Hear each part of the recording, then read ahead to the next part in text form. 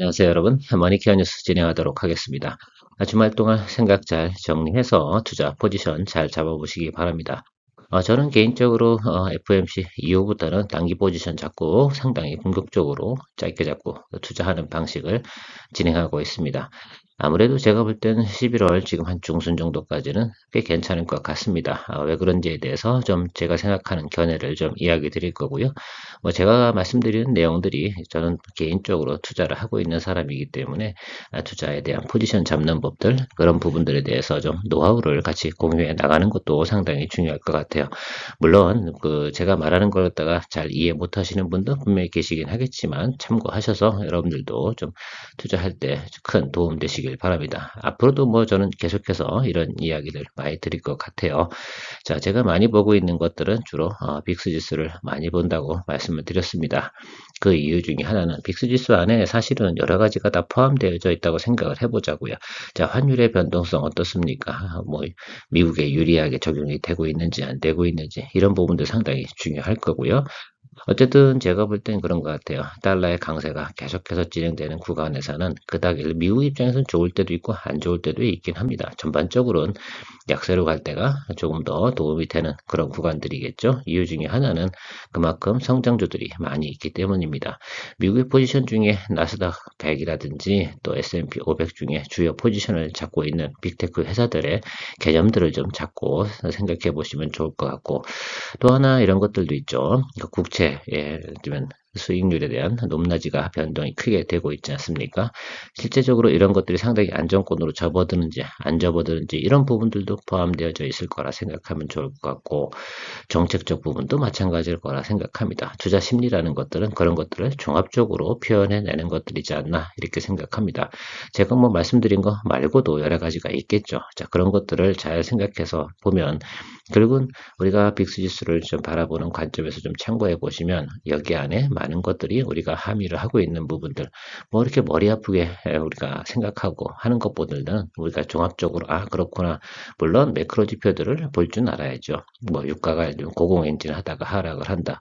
어떤 요소가 그때마다 있을 것 같습니다. 이번에는 여러분들께서 단기 포지션 잡을 때 환율의 변동성 이 부분을 단기적으로는 더 많이 봐야 된다. 왜? 국채 부분은 이제 마무리되었다라고 생각하시면 될 것 같고, 가끔 터지는 국제적인 문제 이런 부분들은 여러분들께서 터지는 대로 대응을 잘 해나가야 되는데 그 부분은 우리가 알 수 있는 부분은 아니기 때문에 좀 참고적으로 그런 것들이 나올 때마다 좀 포지션을 갖다가 조절해 나가는 것들 상당히 의미가 있을 것 같아요. 저는 여러분들한테 빅스 지수에 대해서 많이 이야기를 드리고 있습니다. 자, 최근에 제가 단편적으로 설명을 한번 드려볼게요. 요 날이 FOMC 결과가 나온 날이고 그 앞단에 있어서 상당히 투자 심리는 어떻게 됩니까? 안정적으로 변해가는 모습을 보이고 있습니다. 여기 변동 구간이 나타나는 구간에서 상당히 포지션 잡기가 어려웠던 점이 틀림이 없습니다. 자, 그런데 항상 이런 구간들이 나타날 때 저는 투자 포지션을 갖다 준비하고 있죠. 이런 구간 때는 또 브레이크 타임이라고 좀 생각하시면 좋을 것 같아요. 여기도 브레이크 타임이고요. 여기서 여기 가는 거는 인버스 하는 투자 구간이라고 생각하시면 되겠죠. 여기도 인버스 투자 구간. 리버스로 투자하는 것들이다 생각하면 좋을 것 같고요. 자, 이쪽으로 가는 구간 동안 어떻습니까? 예, 여기는 다시 레버리지라든지 이런 것들 투자하는 구간, 그러니까 상승하는 종목들이나 또 대세주 이런 것들 투자하는 구간. 여기 구간에서는 또 혼돈전 아니고 여기 브레이크 타임 아니겠어요? 여기도 브레이크 타임이라고 볼 수가 있습니다. 그래서 이런 것들을 좀 잘 살펴보시면서 하시게 되면 보통 믹스 지수가 윗단으로 올라가거나 그렇게 되면 불안한 시장 아니겠습니까? 자, 그런데 지금 같은 경우는 지금 지수가 15.66까지 와 있고 저는 13.61까지는 상당히 공격적인 포지션을 잡아가는 것이 맞다라고 생각을 하고 있습니다. 이게 빠르게 내려오면 내려올수록 투자 기간이 짧아지니까요. 쇼틸리하게 보려면 쇼틸리하게 봐야겠죠. 자, 13 이하로 떨어지기 시작을 한다라고 생각해 보면 그다음부터는 상당히 주의 깊은 구간 또 어떤 구간이 나타나겠어 이렇게 또 변동성 구간이 나타나기 마련이기 때문입니다. 단기적으로 예를 들면 우리가 보통 투자할 때 그러니까 레버리지 투자하거나 인버스 투자하거나 이런 방향성을 보는 이유 중에 하나는 종목들 중에서도 잘 나가는 것들 그때 잘 나가는 것들이죠. 그래서 이런 방향성이 정해질 때 여러분들이 뭐라 그러나 수익 실현도 할 때가 돼야 되고요. 또 하나는 포지션 잡을 때 이땐 좀 브레이크 하자. 일주일 정도 쉰다 그래서 크게 문제는 없지 않습니까?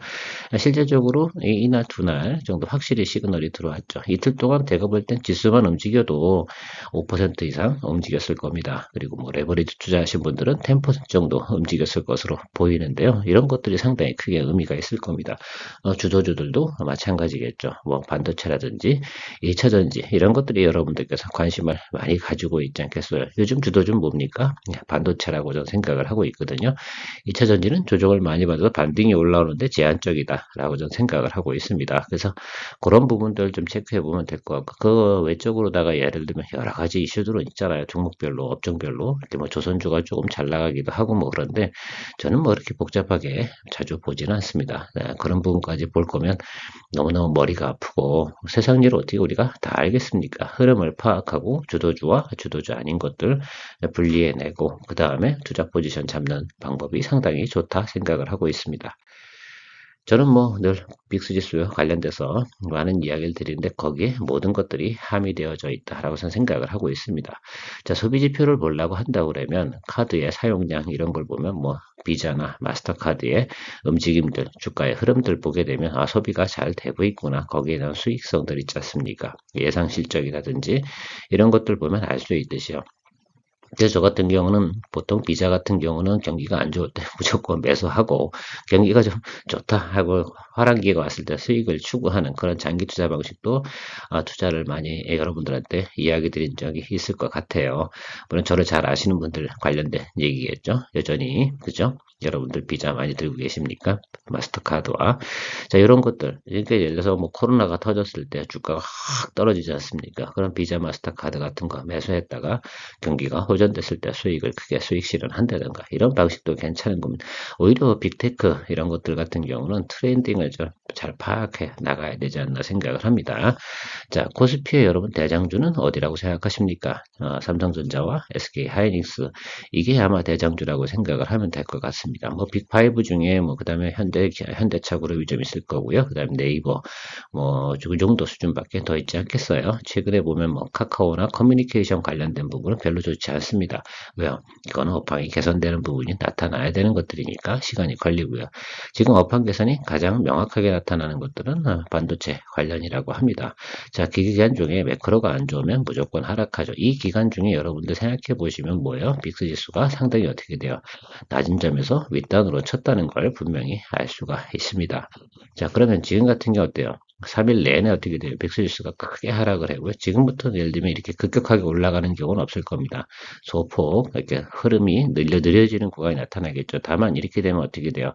지수 투자나 뭐 레버리지 투자 이런 것들은 별로 좋지 않을 겁니다. 종목별로 주도주로 들어가는 것들이죠. 자, 바닥에서 오히려 팡 치고 올라올 때는 보통 레버리지 같은 거 쓰는 투자가 좋고요. 어느 정도 올라와서 자리를 잡았다 생각하면 주도주 위주로 가는데 그것이 뭐다? 반도체 관련이라고 생각하시면 될 것 같습니다. 코스피는 아마도 그렇게 보시는 게 좋을 것 같고 분명히 제가 최근에 이야기 드렸습니다. 뭐 빅스지수는 13.6을 좀 보고 있는데 코스피 같은 경우는 2450. 뭐 물론 선물 지수 같은 것도 봐야 되는 건 알죠. 그렇게 전문적인 지식 갖고 투자할 필요는 없습니다. 감각이 높은 것도 상당히 중요하죠. 너무 어렵게 보다 보면 기술적으로 너무 전문가가 되려고 하지 않아도 되지 않나 이렇게 생각을 하고 있습니다. 뭐 살아가면서 그 부분은 좀 알고 있으면 될 것 같고 그걸 참조해서 여러분들께서 좀 보면 좋겠죠. 다만 빅스지수 같은 경우는 미국에 관련된 지수 아니겠어요. 그러니까 한국 시장에 적용을 할 때는 그 연습을 조금 더 하셔야 되는 부분도 존재합니다.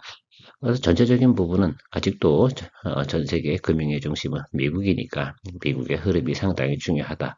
그래서 즉시 대응하는 것보다는 흐름이 생겼을 때 대응하는 것들이고요. 브레이크 타임이 있을 때는 어떻습니까? 그럴 때는 뭐 브레이크 타임 생겨 없으면 쉬는 거죠. 자, 그래서 항상 교차점 생길 때마다 그런 때 브레이크 타임 가져주시는 것도 좋다라고 생각합니다. 이렇게 단기 거래하는 부분은 이런 방식도 좋겠다라고 생각하고요. 코스닥 같은 경우 한번 살펴볼까요, 여러분? 코스닥의 사실은 반등이 지금 최근에 크게 나타났습니다만 계속해서 상승할 만한 여력은 지금 글쎄요, 2차전지 관련된 것들이 아마 대부분 코스닥에 관련된 주력이라고 생각하고 그 세컨의 시가총액을 차지하는 것들이 뭐 반도체가 좀 있을 거라 생각을 하고 있습니다. 자, 그러니까요.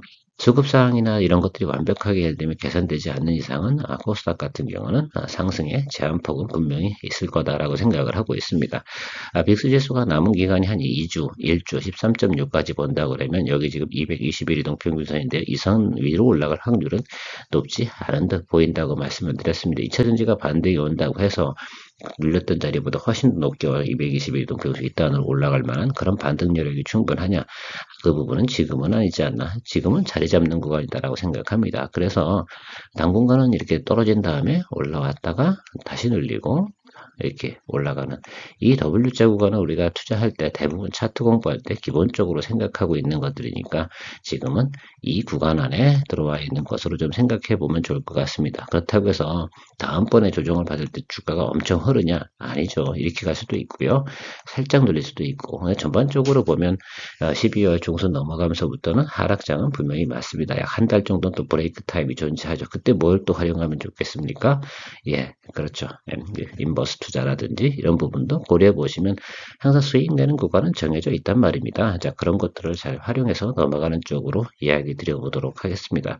흐름을 잘 타고 가는 연습, 그것이 상당히 중요할 거다 생각하고 있어요. 앞으로는 여러분들한테 이런 쪽 이야기를 더 많이 드려보도록 하겠습니다. 종목 리포트는 별로 관심이 없으시더라고요. 물론 종목 리포트 같은 경우는 많은 채널들에서 이야기합니다. 뉴스라는 소식 같은 게 있는데 그 중요한 건 투자를 갖다 어떻게 포지션 잡아가느냐 이런 것들이 상당히 중요할 텐데요. 그런 부분들 잘 참고해 보시면 좋을 것 같습니다. 앞으로 제가 볼 때는 실질적으로 여러분들께서 그러니까 매수할 타입이냐 아니면 매도할 타입이냐 뭐 이런 것들 위주로 다 많이 이야기 드려보는 것이 훨씬 더 좋겠다. 어려운 말 이런 거 쓰지 않겠습니다. 경기선행지표 그거하고 무슨 상관이겠어요. 중요한 건 주식시장은요, 수급의 흐름이 상당히 중요합니다. 이번에는 여러분들이 많이 보셔야 되는 매크로 지표는 일단은 환율하고요. 국채 같은 경우 당분간은 큰 문제 되지 않을 겁니다. 왜요? 이미 연준에서 정해놨고 미 재무부에 대한 내용들 정해져 놨기 때문에요. 그 부분 올해 지금 4분기 가는 과정 속에서는 큰 변화가 없을 것 같아요. 일단 12월 FOMC까지는 별 문제는 없습니다. 국채 관련돼서는 우리가 매크로로 봐야 되는 환경은 아닌 것 같고요. 제가 보는 것들은 지금 보면 단기금리 하고요. 그다음에 지금 환율 이 부분을 좀 많이 보시면 좋을 것 같습니다. 가끔가다 급격하게 들어오는 뭐 유가 부분 여러분 조금 존재하겠지만 유가도 제가 볼 때는 큰 문제는 아닌 것 같아요. 이제 겨울이 많이 따뜻해졌어요. 그리고 뭐 천연가스라든지 이런 부분도 수급이 상당히 괜찮아졌다. 다만 이제 식량 문제 이 부분이 인플레이션을 계속 자극하고 있다는 점은 우리가 생각해 볼 수 있는데요. 어쨌든 미국의 고용지표 배드뉴스로 계속해서 나오길 바라면서 바로 미국의 경기 침체가 어느 정도 나타나길 바라야겠죠. 그래야지 금리 인상은 없을 테니까 말이에요. 일단 계속해서 금리 부분을 하이어 보는 거 이쪽으로 계속 생각하시면서 접근해 보시면 좋겠는데 그 구간 동안은 뭐다? 흐름을 잘 타고 가야 된다. 뭐 파도 타기 선수가 파도를 잘 타고 넘어가야 되는 것 중요하고 큰 파도가 오면 더 좋아하지 않습니까? 지금은 우리가 어느 정도 큰 파도가 한번 왔습니다. 그럼 우리가 일정적으로 근데 큰 파도가 온다고 그래서 그걸 오래 탈 수 있냐? 크면 클수록 우리가 파도 탈 수 있는 시간은 상당히 짧을 수도 있다. 잔잔한 것들 중에서 어떻게 돼요? 이렇게 오랫동안 탈 수 있죠. 큰 파도가 오면 쫙 한 번은 신나게 타지만 어떻습니까? 바로 시장이 죽습니다. 자, 그래서 큰 파도가 왔으니까 바로 반등이 오더라도 바로 죽는 경우가 발생될 수 있으니까요. 일단은 포지션은 짧게 잡고 가시되 다만 좀 공격적으로 가야 되는 시점은 분명히 많다. 적어도 다음 주까지는 긍정적으로 보이는 대목입니다. 다음 주에도 계속해서 여러분들한테 이런 이야기 드려보도록 할 테니까요. 도움이 되셨다 생각하시면 좋아요, 구독 잊지 마시고요. 늘 여러분들의 투자 생활에 큰 도움 되도록 노력하는 케어맨이었습니다. 감사합니다.